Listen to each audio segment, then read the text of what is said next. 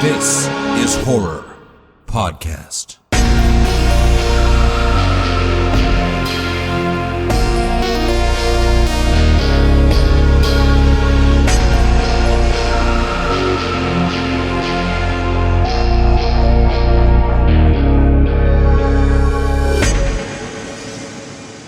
Welcome to This is Horror, a podcast for readers, writers, and creators.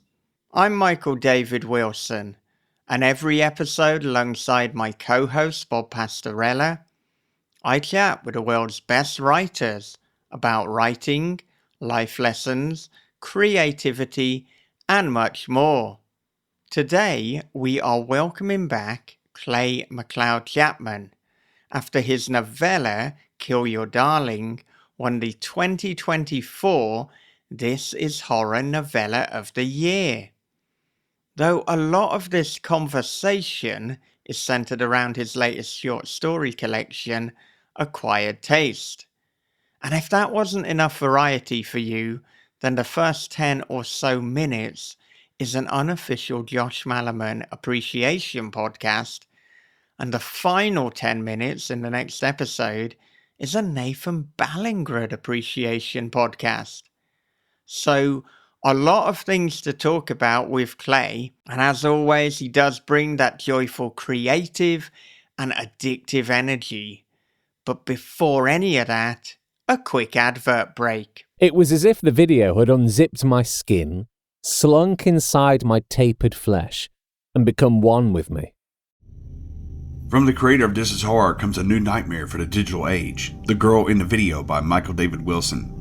After a teacher receives a weirdly arousing video, his life descends into paranoia and obsession. More videos follow, each containing information no stranger could possibly know. But who's sending them, and what do they want? The answers may destroy everything and everyone he loves. The Girl in the Video is The Ring meets Fatal Attraction for the iPhone generation. Available now in paperback, ebook, and audio. From the host of This is Horror Podcast comes a dark thriller of obsession, paranoia, and voyeurism. After relocating to a small coastal town, Brian discovers a hole that gazes into his neighbor's bedroom. Every night she dances and he peeps. Same song, same time, same wild and mesmerizing dance. But soon Brian suspects he's not the only one watching, and she's not the only one being watched. They're watching is The Wicker Man meets Body Double with a splash of Suspiria. They're Watching by Michael David Wilson and Bob Pastorella is available from thisishorror.co.uk, Amazon, and wherever good books are sold. Okay, with that said, here it is. It is Clay McLeod Chapman on This is Horror. Clay, welcome back to This is Horror. Oh my God. It's insane. It's wild. This is like, I wonder who gets co-host status at a certain point. Like, which guest gets on? Who have you had on the most? Because this is my third time, third time, I think. I think it is the third, but you know, at this point, we're just so comfortable chatting with you that we're not even keeping count at the moment. But who's been on the most? Josh Malerman. Well, if we look in terms of episode appearance, so I know that Josh Malerman, in terms of episodes, has been on 20 episodes of This is Horror. Now, 20. It doesn't mean 20 conversations, because some of them have been 3-hour conversations, so that's 3 episodes. But yeah. The only reason that I know with such precision is because a few days ago for the This is Horror newsletter, I just put links to every single Josh Malerman conversation, because we've got a decade of experience, of friendship, watching the evolution of our connection and professional development. And I thought, let's link, let's see how many there are. Well, and there are 20. Now, I think I think 3 of those episodes are kind of bonus episodes because we had 2 of them where it was people giving writing advice. And so it's a compendium with different authors. And then another one, he was there for the launch of They're Watching, which me and Bob wrote together. It was Yeah. Josh Malerman and Laurel Hightower. But yeah, even if you take those 3 away, I'm not Paul Tremblay, but I can tell you that makes it 17, and that's still quite a lot of episodes. That's wild. You mentioned that you kind of sense this like professional development, but like how much has he changed over the course of 10 years? Like, do you remember what he was like when he was just like Joshy, like little Josh, a young strapping young lad? Well, yeah, I do. This is like I'm his father or something. It's like, oh yeah, I remember when Josh was just a little nipper. But yeah, I mean, the first time we spoke to him, and I do see parallels with you and Josh quite a lot because he's always had this creative energy, and he's so infused with what he does that I think just listening to him speak, and the same with you, it just inspires you. It makes you want to create, it makes you want to write. But if I think about how many books he has published now, I don't have those stats. I don't have every Yeah. horror stat in front of me right now, but I think it must be something like 13 or 14 books at this point. But when I first spoke to him, it was Bird Box, and it was a very slender ebook called Gassel and Yule. So he had 2 publications the first time that I spoke to him, and now he's had the Netflix adaptation of Bird Box, which at the time was record breaking in terms of the Yeah. views that it had. It was the most streamed movie on Netflix, and he's now done almost what very few people do. You're known for one book as the absolute standout, but then he was like, well, hold my pen and tumbler of whiskey because here comes Incidents Around the House, which, I mean, if you look at Bird Box and Incidents, they're almost head to head in terms of which one he's going to be most known for. I think in terms of how long it's been out, and the sales have eclipsed Bird Box as to where Bird Box would have been in that Yeah. point of the cycle, and they're looking at making that into a movie. I mean, they're not just Oh, looking at it; I they think are. They they're have gone doing to it, Ireland. right? They have shot it. Yeah. This is happening. So yeah, this is bizarrely the first 5 minutes have turned into people thought they were getting a conversation with Clay McLeod Chapman, but what this is a Josh Malerman's life told to Clay McLeod Chapman. No, but I think it's infinitely more interesting, frankly. Because you're kind of like you and this podcast and maybe just as readers in general, like you start with an author and you follow them through. If you're a fan, if you're kind of a devotee, and I think it's safe to say that we're all devotees of Josh Malerman, like we're fans. And I don't know, like it just kind of blows my mind to think of like who he is, and like being able to kind of say, oh, you were there from the ground floor, like before like pre-Netflix, all the hullabaloo, and just kind of seeing him grow, get like a little gray on the sides, and like like just being able to see that kind of growth. I don't know. It's a rare opportunity. And if you've done 20 episodes with him, I feel like you're in the privileged position of being able to say like, look at our little boy go. Well, the funny thing is, in the first episode, so that was so back in the This Is Horror Days that Yeah. Bob Pastorella wasn't the co-host. That was I me wasn't and even Dan born Howard. yet. He wasn't born. That's how long ago this was. No, I was born. And so, as part of the episode, I think probably it would be in part 2 or part 3.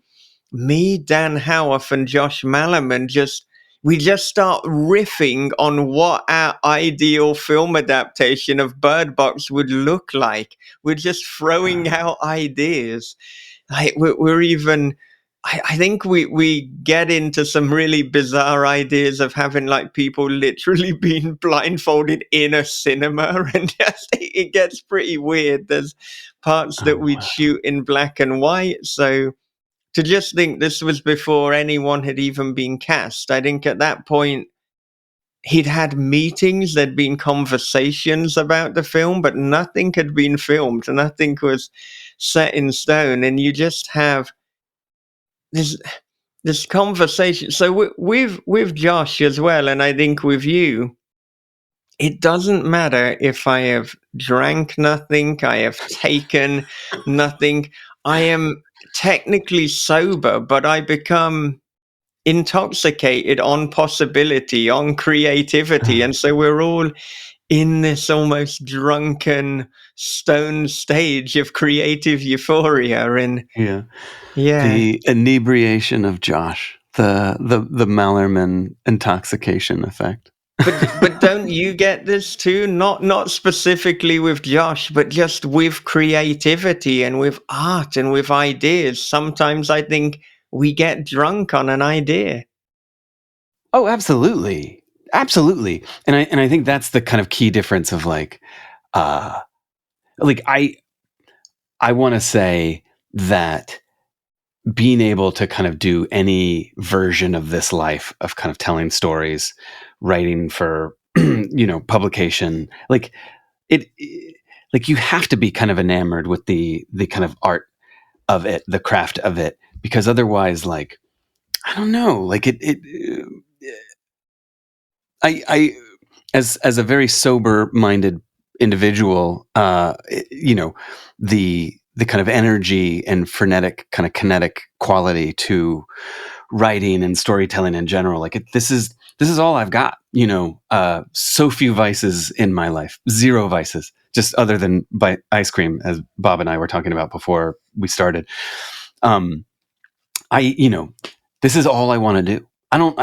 Me personally, like this is my 12-step program is basically just like write stories and get them out there into the world. Did you used to have vices and now you don't? I'm just wondering, No. sometimes there's like an origin story. No, I mean, like I'll be frank in it. Like I'm a pretty boring individual. I was never one to indulge. It's funny because like I grew up in a household where I was kind of made intensely aware of the addictions of family members. Like, I don't know how interesting, long story this is, but like I've never met my biological father. He left before he was even made aware of the fact that I was in the picture. But from the narrative that I've heard from other people, he was an addict. He was someone who kind of like had his own kind of like issues and struggles, and that was something that kind of followed him throughout the course of his life. He's passed away since, but I never met him. And I think having that narrative kind of been exposed to like, who my father was and who he was within the kind of like construct of my life. I think I was just intensely aware of it. And so like, it just kind of pushed me away from it. Alcoholism, addiction, there have been members of my family, both present and not, who have had struggles with that. And we've, as a family kind of been exposed to it and had to support those members of the family. And it just like it, I don't know, like it made it easy for me to say, I don't want this in my life. And I am such a bundle of nerves. Like I'm a really high strung, kind of tight, like I'm clenching my sphincter right now. Like I'm just like very kind of anal. And because of that, the notion of alcoholism and drugs, the relenting of control, the loosening of that sphincter is just so impossible for me. Like I just don't like losing control. So I'm going to hold on to it for as long as possible until my body collapses. That allows you to lose control on the page, though. Yeah, and so, right. Because it's like, but if you compare you and Josh, it's like and there's a slew of writers that are doing this right now, and I love it. When you come up with an idea for a story, you put your whole fucking chest into it. You know what I mean? And it's like, I come up with some wild ideas, and I still don't have I don't have the confidence to put my whole chest into it. And I only put like a peck into it, so it's like I don't, but it's like reading one of your stories is like, I'm going to go down this path and I'm charging down this path, and I'm going to make you like it. And it's like, I'm going to make you give a damn about these characters. I'm going to make these people compelling and things like that.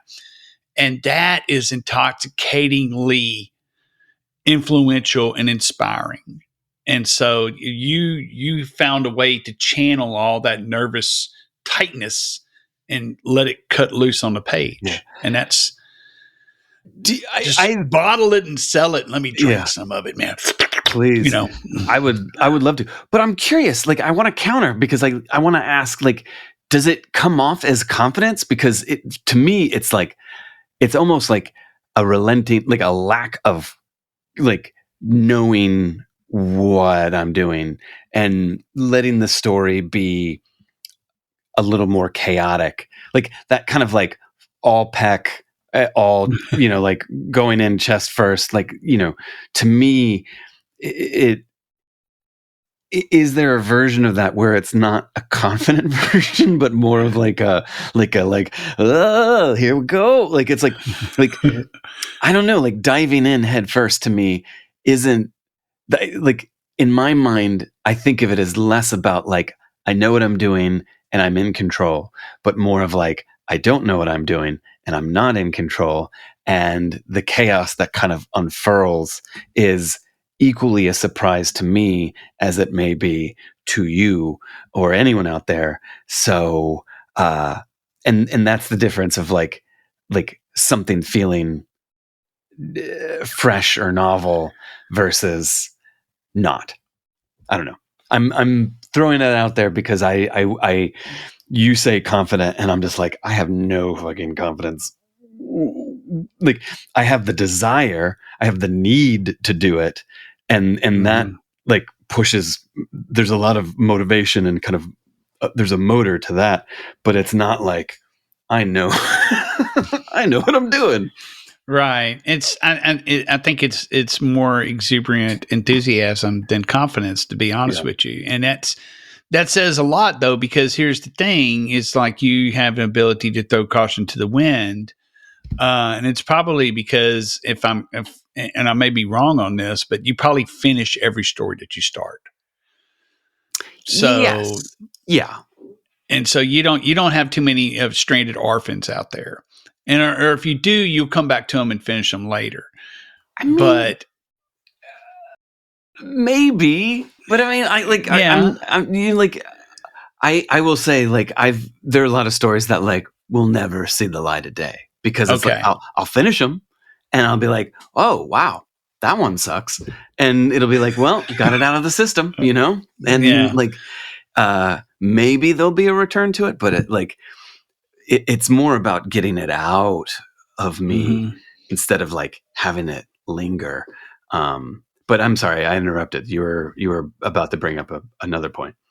Right. It's the whole concept of, hey, do I write with confidence? I should write with confidence. And then you can't, because it's like, I'm going to be, it's like being right-handed at 58 years old and going, I'm going to be left-handed now. I'm just going to do it. Y'all are going to have to deal with it on the handwritten stuff and all of that, but we're going to make it happen.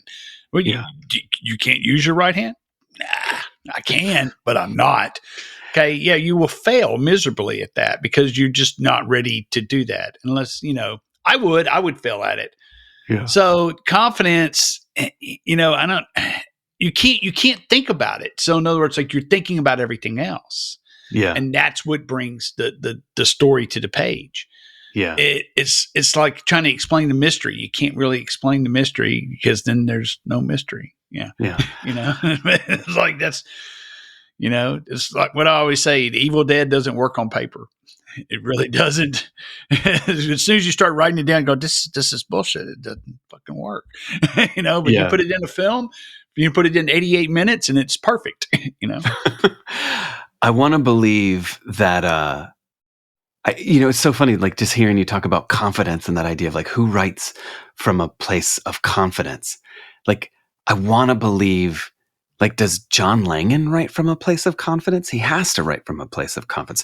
Does Nathan Ballingrud write from a place of confidence? Like, they have to write from a place of confidence, right? Like who would not believe John Langan?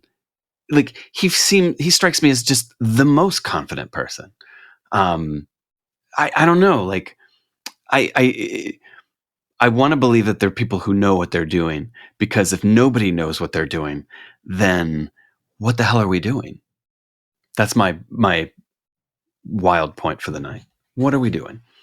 Well, we will definitely be getting on to Nathan Ballingrud later, so do not worry about that. Especially after the way the Acquired Taste wraps up.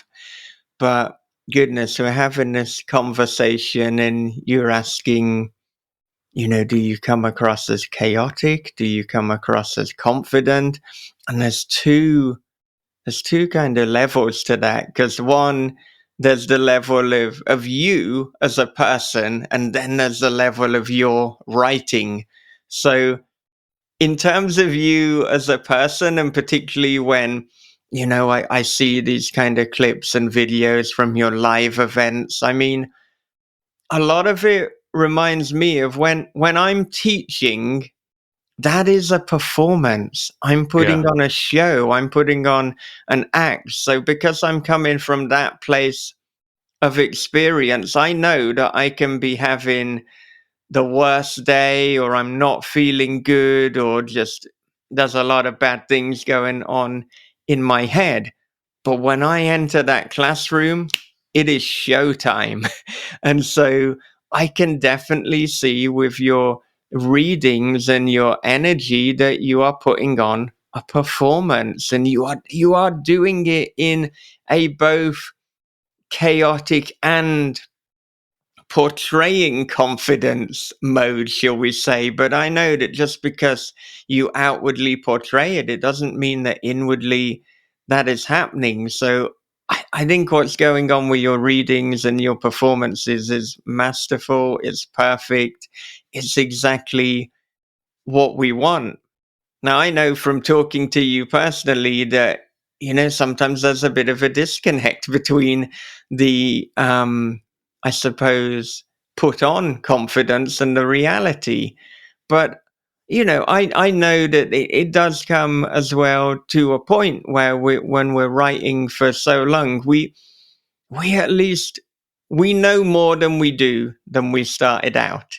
We know story mechanics. We know how to put a story together. We know how to write at least a semi-competent sentence. But the doubt that always comes in for us is like, okay, but is this creatively going to work? Is the magic? We can't say that, because that part of the equation is almost from the reader, from the response, from the audience.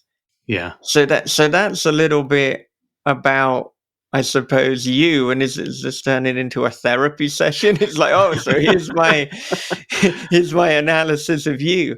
Then when you look at the writing, there is a chaotic confidence, and something that is particularly wonderful about reading a short story collection is it means that in a relatively short space of time, I've just read about 20 stories of yours.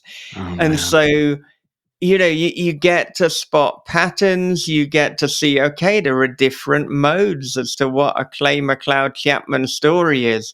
And one thing that really stood out is how much you love a repeated chorus, whether it's baby carrots, baby carrots, baby carrots, or whatever it is, you love to repeat things and they get inside your head as an almost earworm. And it's something that also Chuck Palahniuk does very successfully, but I think it's something that if you're going to do it with your writing, you have to fully commit. Yeah. You can't do like, oh, here's a little repeated chorus. You've got to go all in, and that is exactly what you do. So I think with some people that's going to be a huge success, as it is with you. With other people, if you're not owning it, then it's not going to work. It's almost like a kind of over the top suit. Anyone can wear it as long as they wear it with confidence. But if you don't feel it, Hmm. it's not going to work. Yeah, it's interesting that you bring up Chuck Palahniuk because, I mean, I remember when I first read Fight Club, and it was before the movie, which I feel like there's a rare, like, it's so rare for anyone to be like, oh, I read the book before I saw that movie nowadays. But I think like I do remember the kind of imprimatur that his kind of narrative style had on me for sure. But even like going back further, like Allen Ginsberg, or like I love the Beat Poets, and like like doing the things that Kerouac and Ginsberg and William S. Burroughs was definitely my favorite. But like looking at text as as something that kind of can exist on the page, absolutely for sure, but that there's something that kind of manifests itself either lyrically, orally, like there's something to be said about the kind of like the activating of text. And I think Chuck Palahniuk does that amazingly well. And it's something that so few people do outside of like, I don't know, performance poetry or like, like, or the oral tradition. And, but there's certain books, novels, stories, whatever you want to say, but like you read them off the page and if you were to read it out loud, it would activate in this way that feels different. It's meant to be read off the page. It's like, like the text is there, but like there's some summoning or some kind of manifestation or some sort of kind of like, evocation, that if you were to just read it. And I think like incidents around the house too, like if you read that out loud, like it has this like this cadence, this rhythm to it that like just feels so alive. I mean, I know there's an audiobook to that book and I haven't listened to it, but like I have to imagine it's almost this like sonic litany, because it always kind of comes back to this like, just that kind of rhythm, that cadence.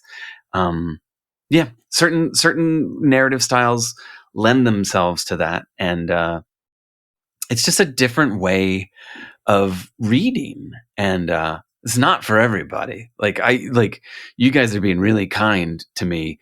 There are plenty of people who cannot abide by that kind of lyrical nature that you're highlighting. because it comes off as repetitive to them. It comes off as kind of redundant. Like, ugh, you've said this a million times already. Like baby carrots. Like get, like the story could be 2 pages long if you just cut out all the friggin' baby carrots. And I just realized this too in reading the collection. Not only do you have like the cadence, but you do quite a few stories in first person. Every single voice is distinctive and different. There's a performance there. Yeah.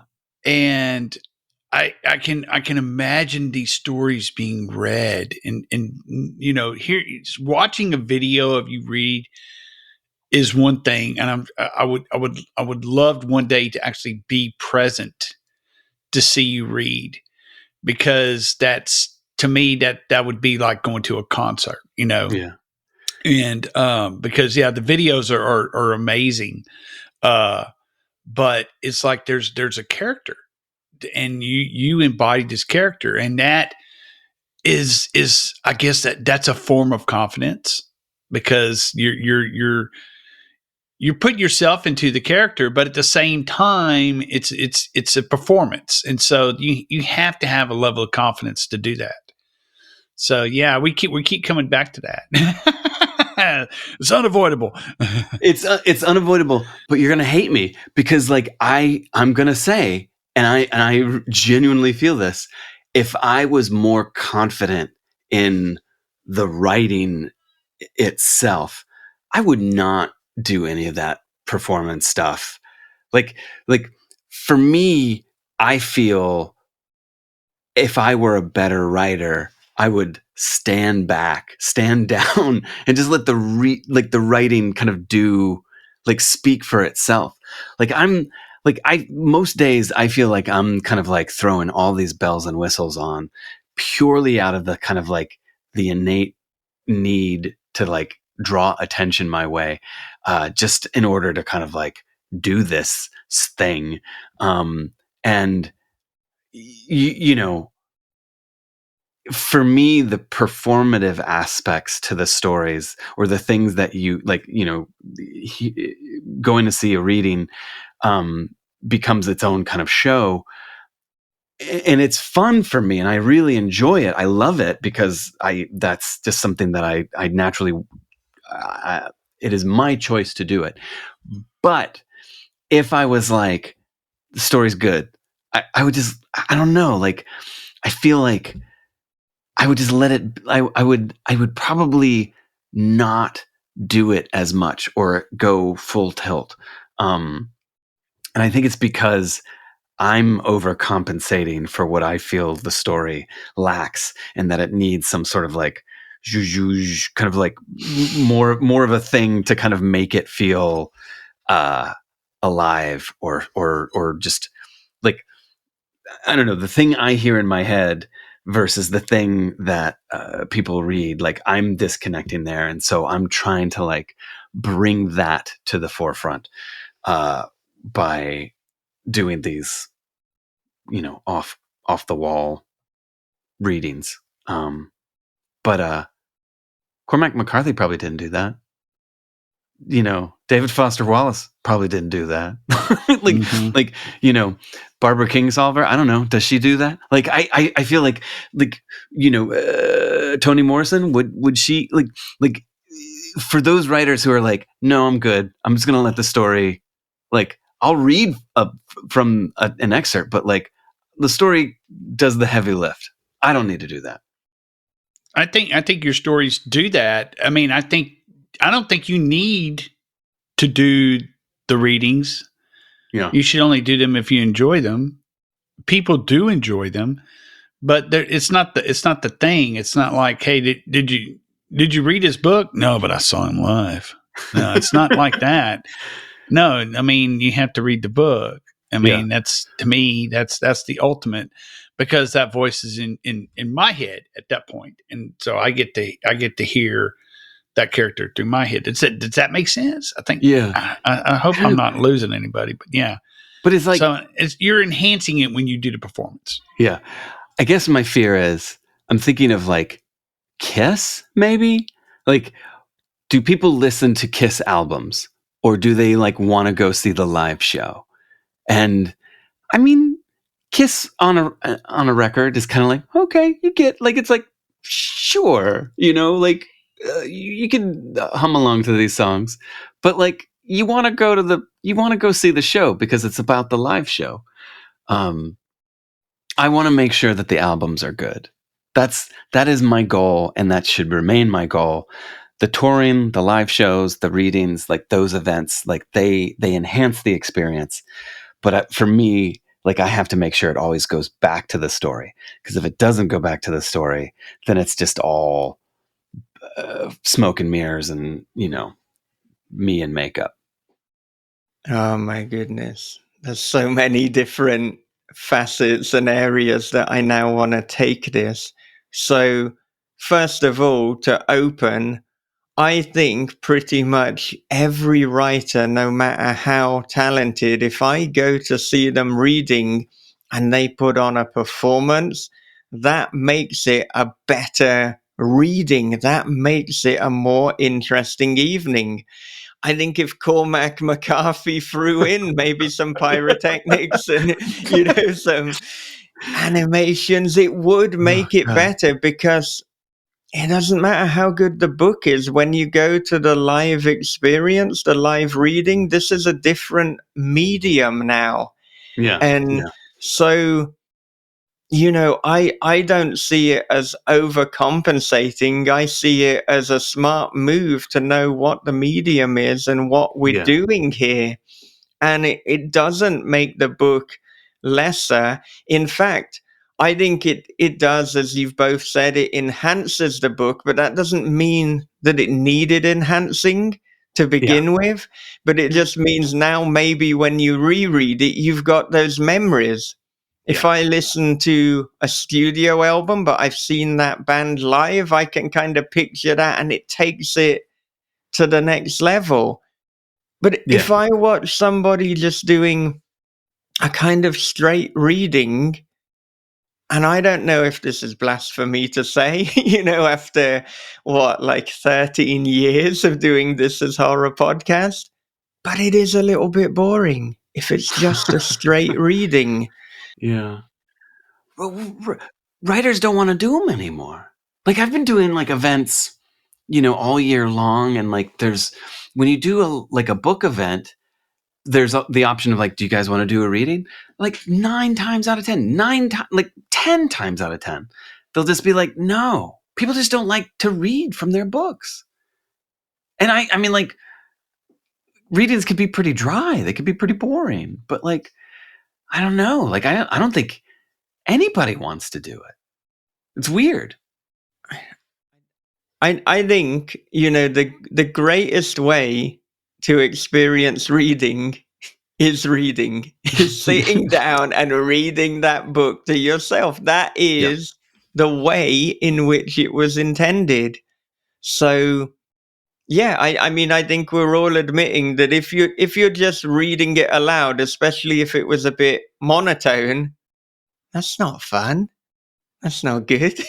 That's why, when we've got the audiobook, we have professional narrators, because probably with the exception of a few people like Stephen King, but God, he's the exception to everything in every arena. It's not that captivating to hear someone just reading their book. So I get the authors not wanting to do it, because I think you've got to bring something a little bit performative.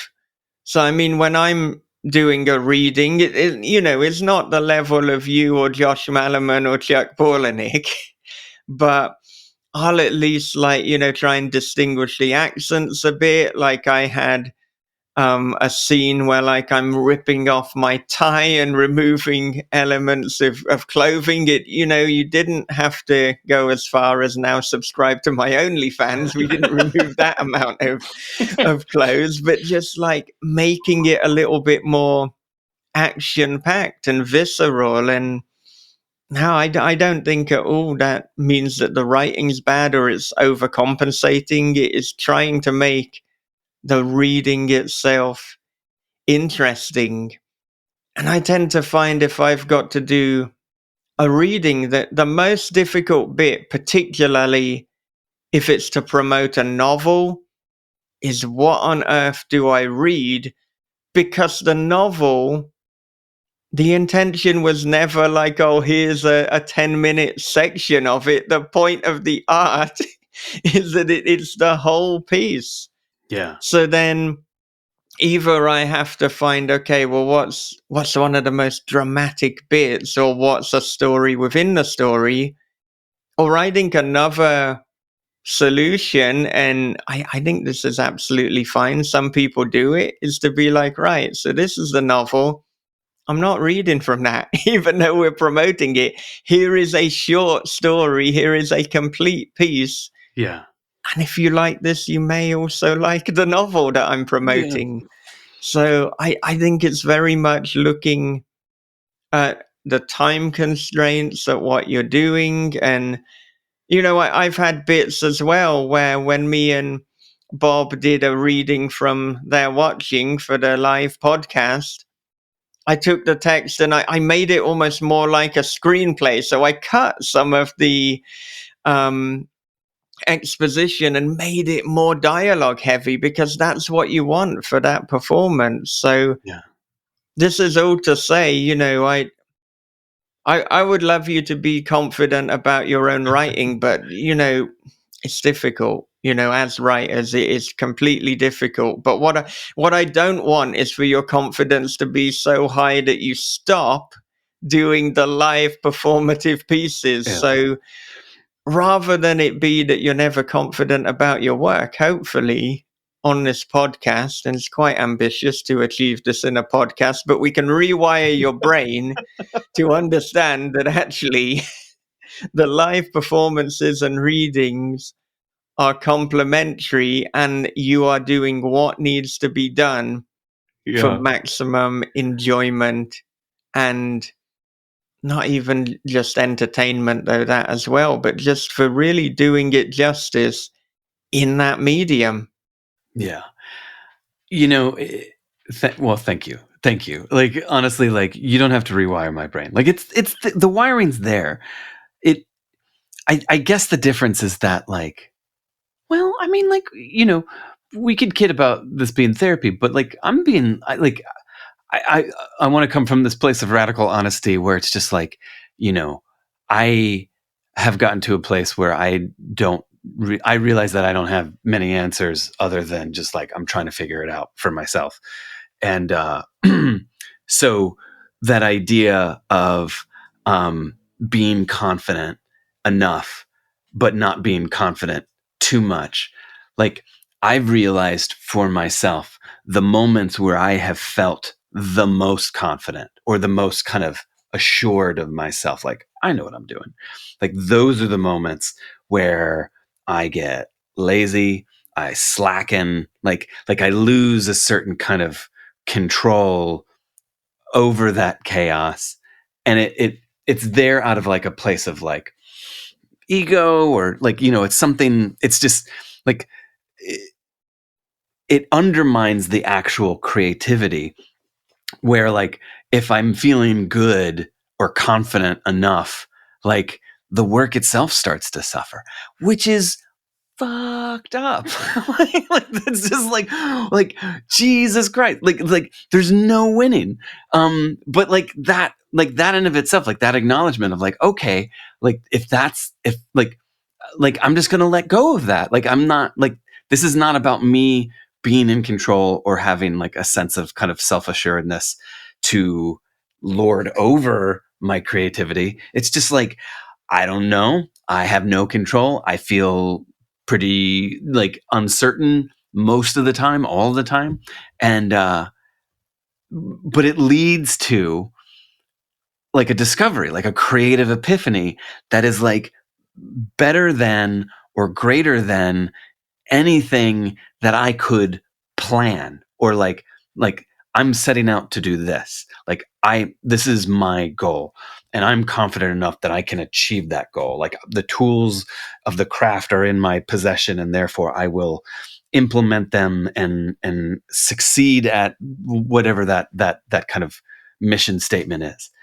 For me, I'm just like, like I have a story I want to tell. There is an A, there is a B. I don't know how I'm going to get there. Let's jam.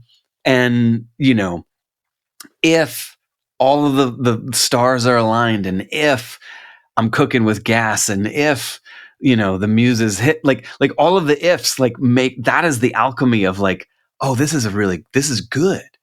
But it's not good because I was like, I know what I'm doing.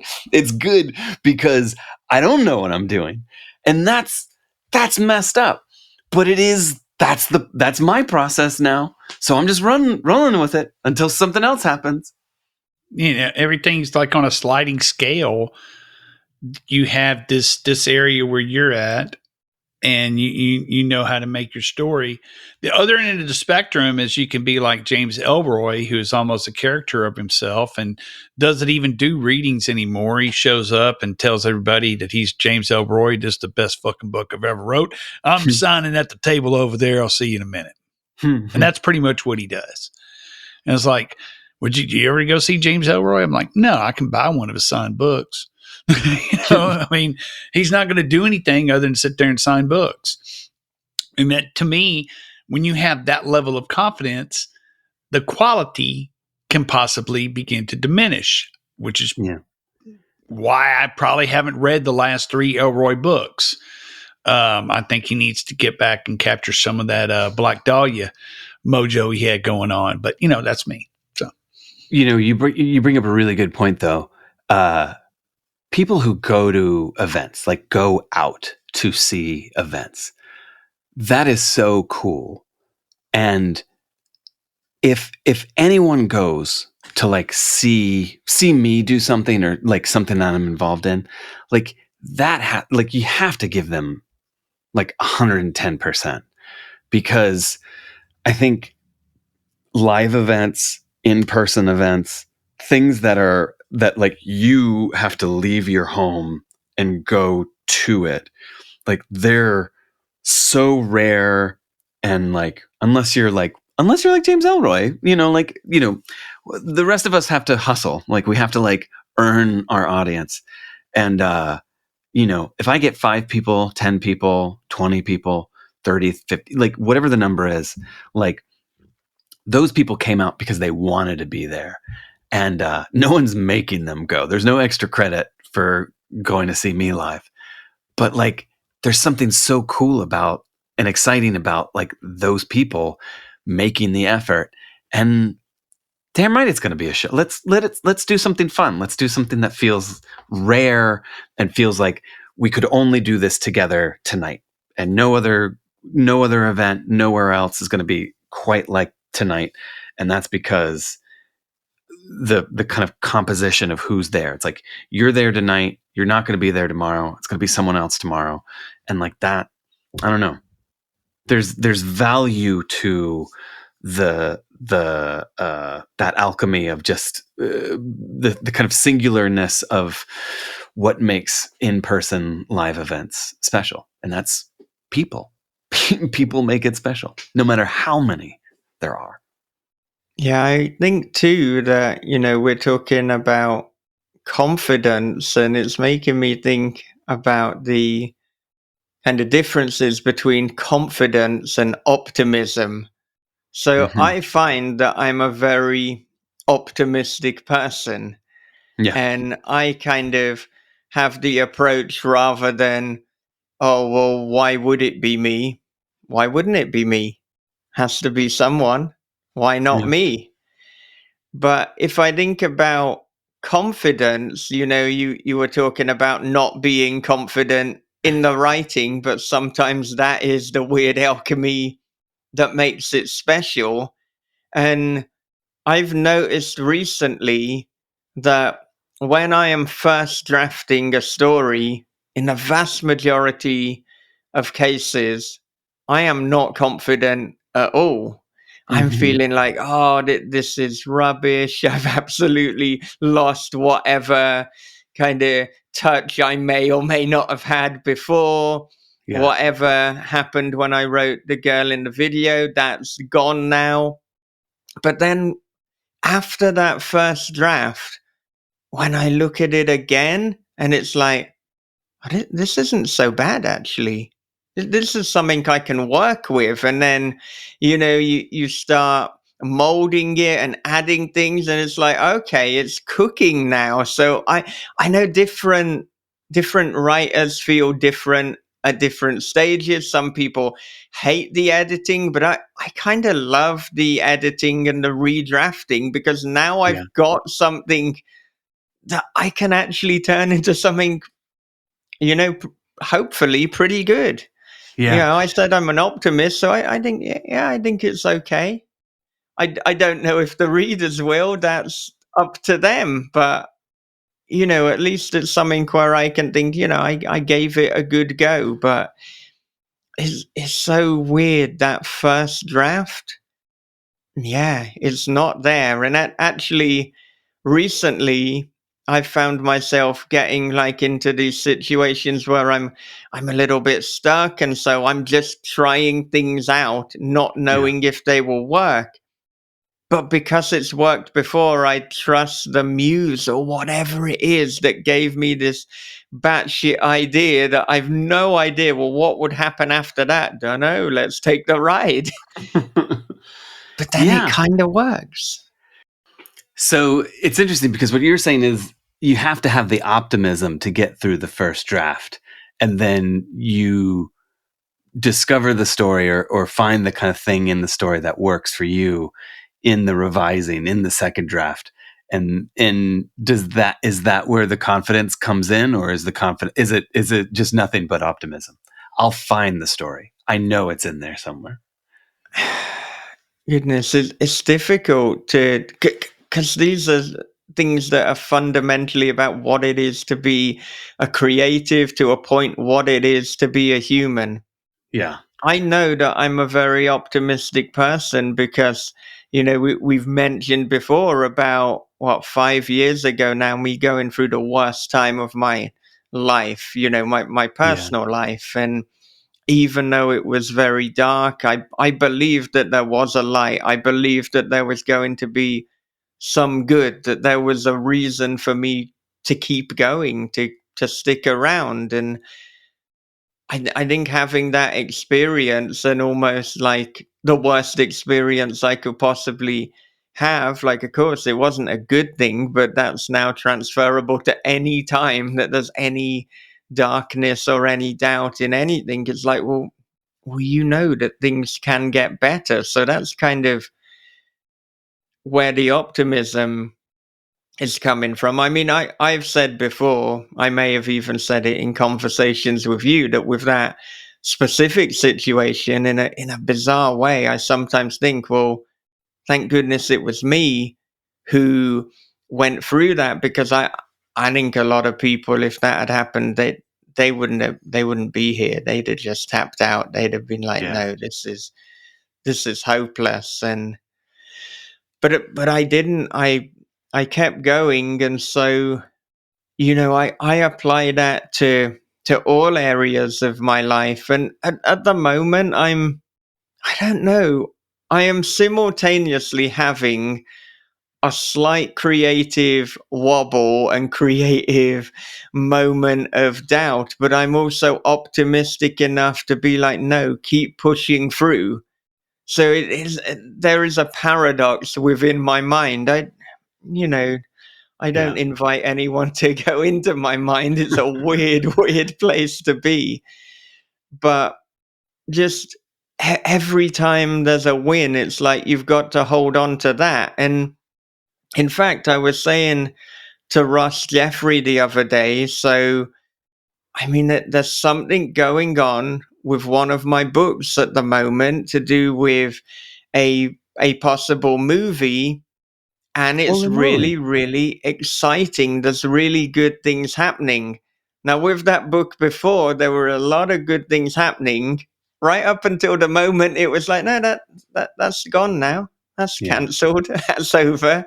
It's like, okay, so that's that. But now we're back again at a point where it's like, no, this is good, and it's so weird to live the creative life, because you have these moments where it's like, if this actually happens, this is going to change my life.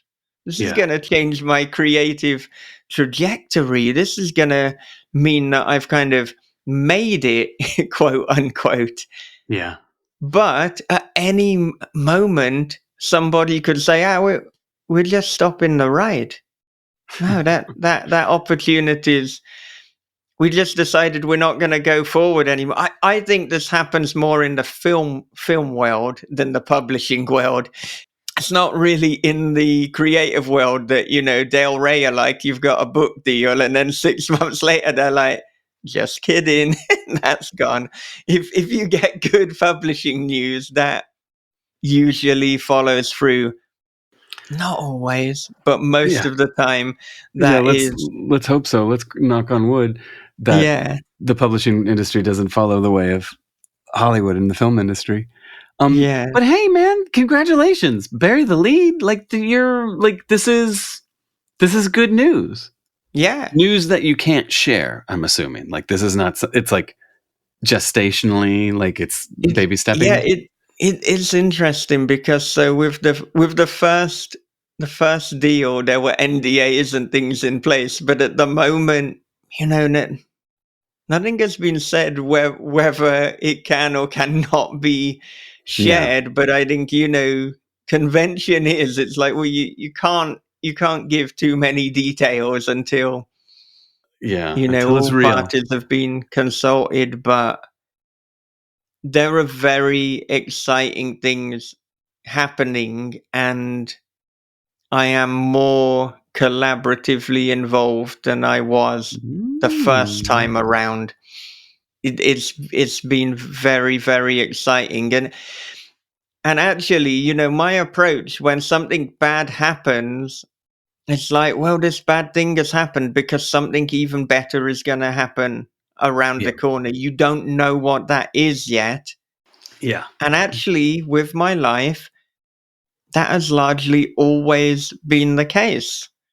Something really bad happens, but something even better is going to happen later. There's a reason for it. And so what's going on at the moment with the movie is like, well, this is so much more aligned with my vision for a movie anyway. Yeah. And this is so, God, I have a really good feeling about it. The people I'm working with couldn't be better. Almost like ideal for what I would like to make. Oh man. But you've got to have this optimism grounded with realism. This is why it's so difficult to explain to people what is the creative mindset.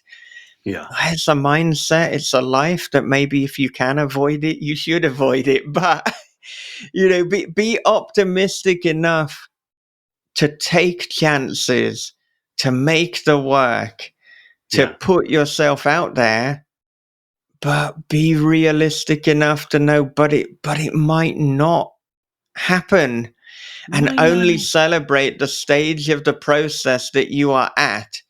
It's like kind of, and it sounds cynical saying it like this, but I mean it optimistically. It's like, prepare for the worst, but hope for the best.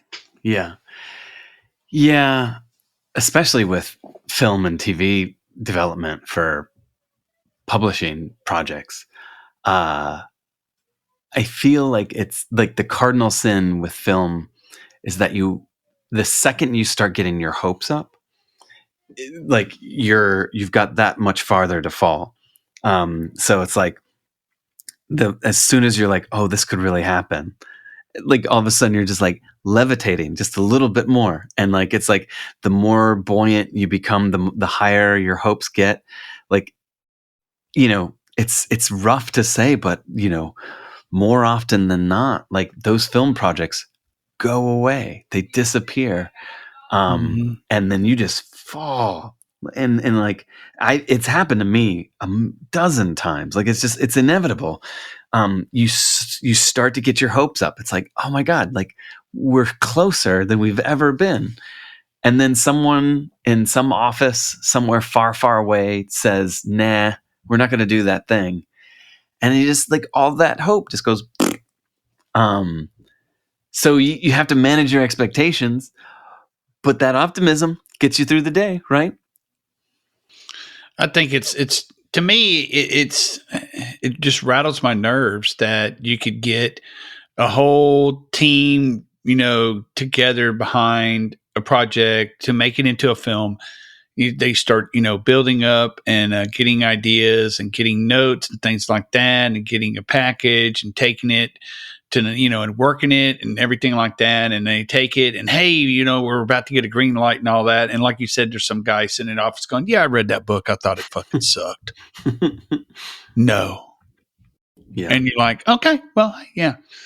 And I'm like, to me, I don't know. It's like, I'd like to be optimistic, but if somebody said, hey, we're going to take the small hours and make it into a movie, I'm not going to probably celebrate until I can go to a theater and see it, because I don't like disappointment. Yeah. I really don't.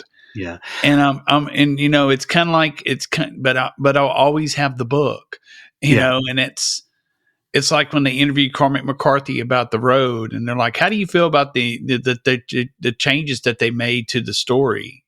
And Cormac goes, well, the book didn't change. It's right there at the store. You can get it if you want. They made some changes for a film because you can't make a book into a movie. And I was like, that's profoundly wise. You'll always have the book. Yeah, totally. And I do think, you guys are right, where it's like you have to celebrate every step of the process, because you never know how far into the process you're going to get. But like, if someone options your movie, like takes the film and TV rights, like that's something to celebrate. If like, for me, the biggest celebration beyond like payment, beyond like, if you can announce it, if there's like a press release that says this is a thing that is existing presently at this moment with these people, like that to me is almost maybe just a little bit more worth it than the money, whatever the paycheck is, because then you can at least say this is real. Like, it might not happen, they might not make it, but like it's real right now, and that's pretty cool. You just want to be loved, and Hollywood is such a fickle. they're kind of fickle about what they love and when they love it. So yeah, take the love where you can get it. Yeah, that's exactly how I feel. And I mean, if I think about the first time that this adaptation was doing the rounds and all the things that happened, I'm just hugely appreciative of that experience, the people who took a chance, the people who engaged with the book, the people who believed in it. Yeah. And, I mean, financially, like I said this on a podcast with Josh Malaman. Of course I did, because he's been on 20 of them, hasn't he? But, with the first time that it was commissioned for adaptation, like financially, that literally helped me get through the worst time in my life. Yeah. That helped me fund my custody battle and divorce. There's a possibility, as insane as it is, that I might not see my daughter if that hadn't happened. And so that 2020 was such a bizarre time, and 2020 to 2022, because on one hand, I'm going through the worst things personally, but on the other, I had my first book published. I have that kind of film adaptation news as well, so people can read between the lines. Oh, what book could it have been? And then, like, I'm meeting all these amazing people. It was also the first year that we had a conversation with Chuck Palahniuk, who's one of my personal literary heroes. So life, it's rarely, is your life good or is your life bad at the moment? Well, it's not good or good and, there's the good Yeah. bits and the bad bits, but that just, it was a life-changing experience.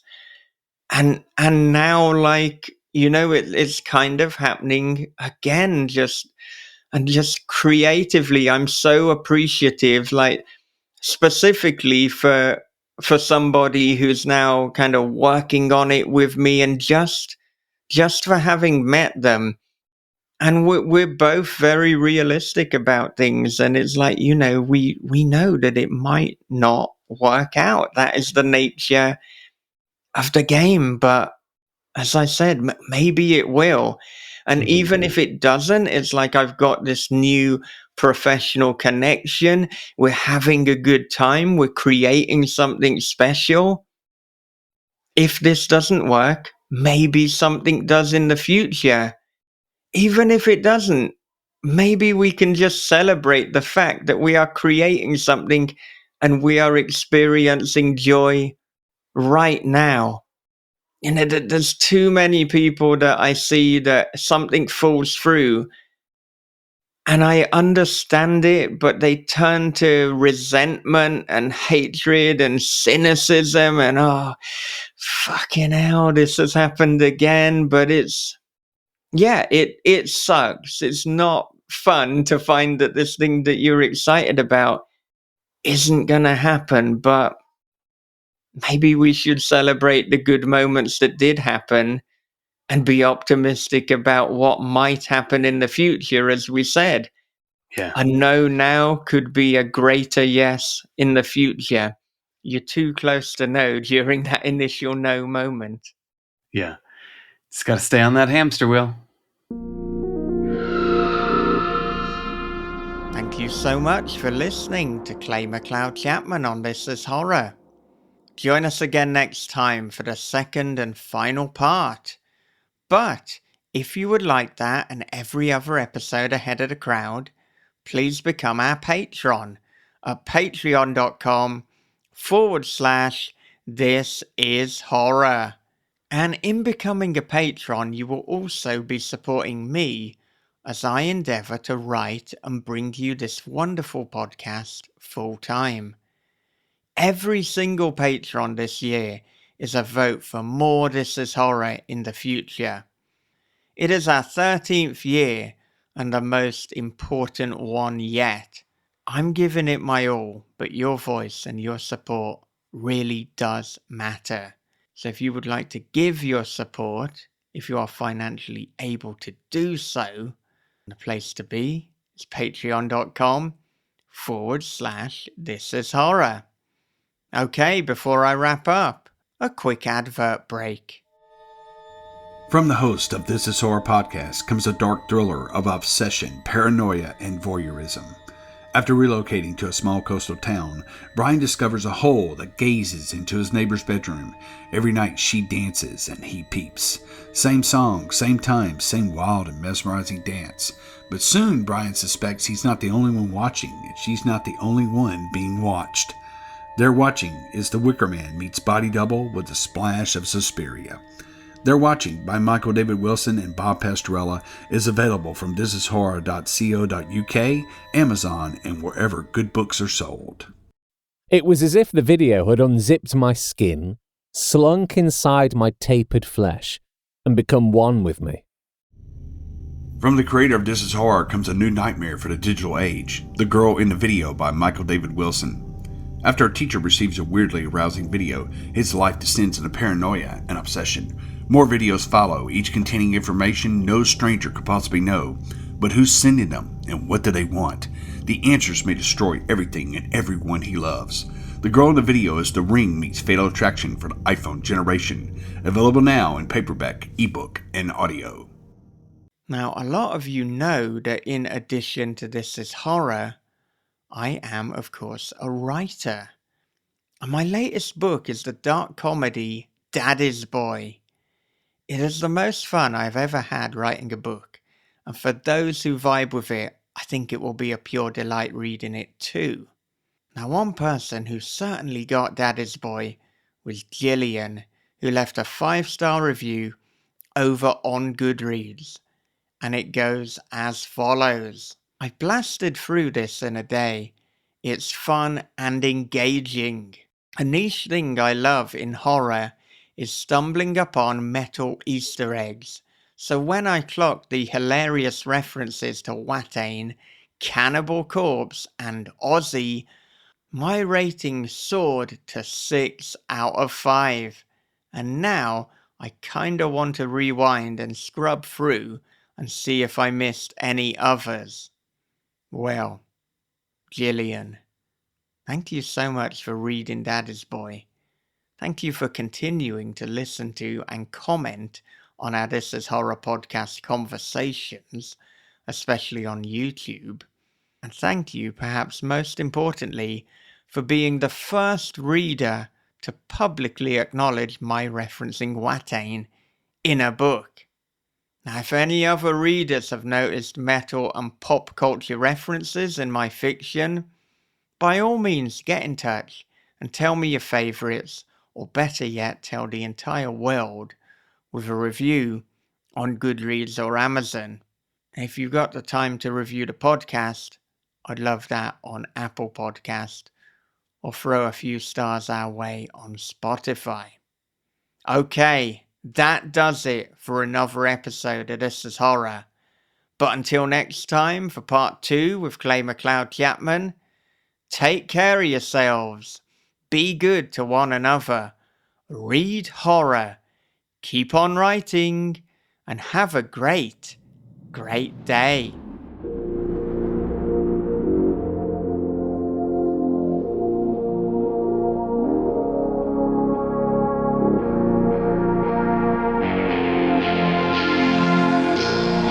This is Horror Podcast.